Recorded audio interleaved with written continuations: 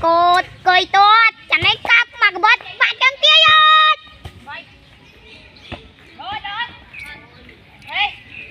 anh ốc bạn chân kia cái anh ấy cười tốt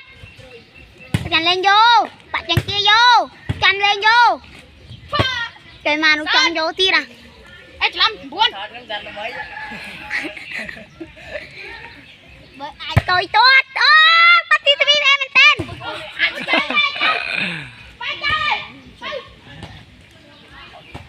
bùi tốt kìa thôi ba chân kia ba chân mòn tí vào đấy nè